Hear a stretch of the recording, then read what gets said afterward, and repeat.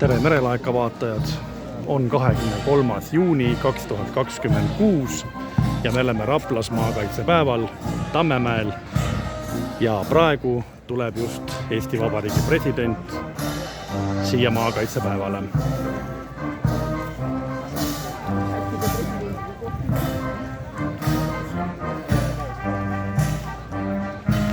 Kaasas on tal ka abikaasa ja siis ka Jaanus Merilo, meie kaitseväe juhataja.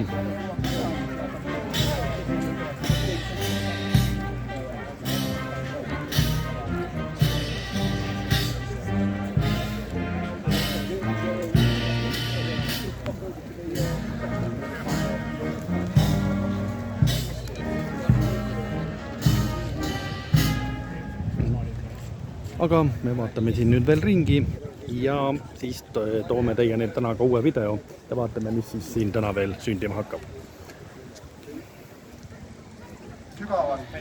Mõni hetk tagasi kuulus siis Eesti Vabariigi hümn ja praegu peab siis president kõnet.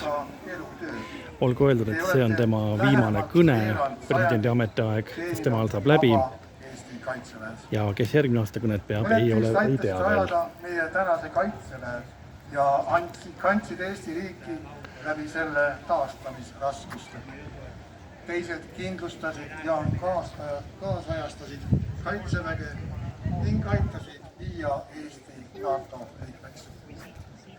Paljud teist on kandnud Eesti lippu kaugetes konfliktikolletes, sealhulgas maailma kõige ohtlikumad.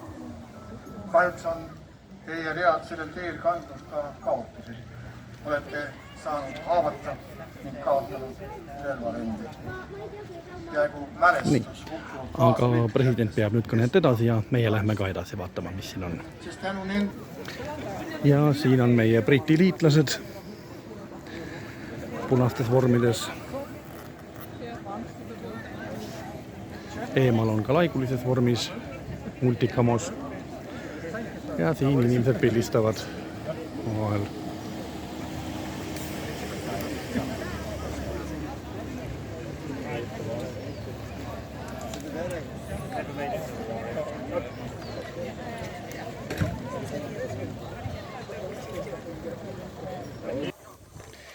Ja nüüd oleme jõudnud maakaitsepäeva tehnika ossa. Alustada siit on siis pääste, Kehtna vabatahtlik pääste, ilusad punased autod ja Rapla pääste, täiesti uus auto paistab olevat. Liigume siit edasi ja vaatame, kuhu me siis nüüd jõuame.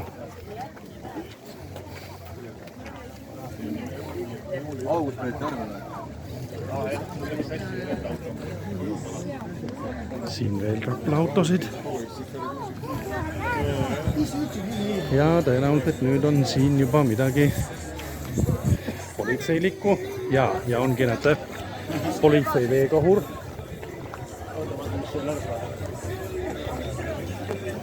Ja ka üks politseibuss on siin.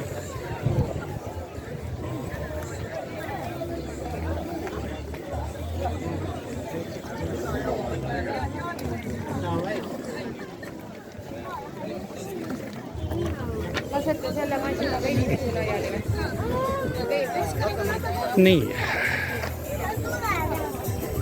Siin toimub veel üks rivistus.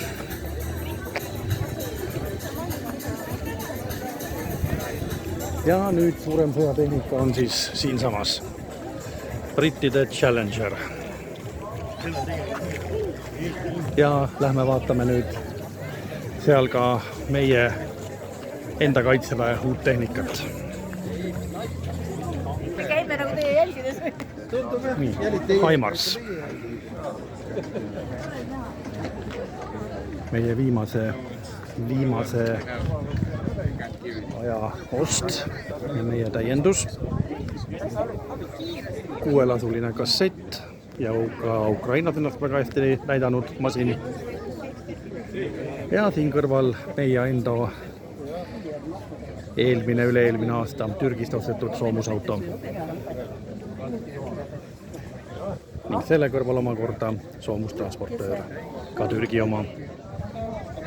Paljud ütlevad, et miks just Türgist ja miks siis Eesti mitte enda oma, või see mitte Eesti enda oma, vaid Lätist ostetud soomlaste soomukid. Aga olgu öeldud siinkohal kohe kommentaariks, et tehas, kes teeb, või õigemini tehas, kes teeb seda Lätis neid Soome soomukeid, seal on osaliseks ka selline asi, selline kompanii osaliselt nagu Rheinmetall, mis on seotud Saksamaaga. Aga Saksamaa on teada-tuntud Venemaale pugeja ning ühel momendil on see, et Saksamaa võib anda mitte loa kasutada tehnikat venelase vastu. Aga türklastega seda hirmu ei ole. Nii et peale selle türklastel hange on kiirem, igasugused remondid ja garantiid on paremad ja tarne on ka kiirem. Nii et selles mõttes on Türgi ost täiesti õigustatud. Aga vaatame siis veel, et siin on Challenger ja siin on meie CV-d 90, Bradley masinad.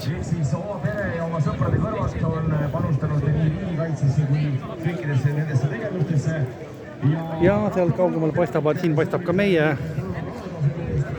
trofeeauto, võiks nii öelda, külmasõja ajast. Ja siin saavad ka ronida siin ja siin ka veel üks brittide auto, soomusauto.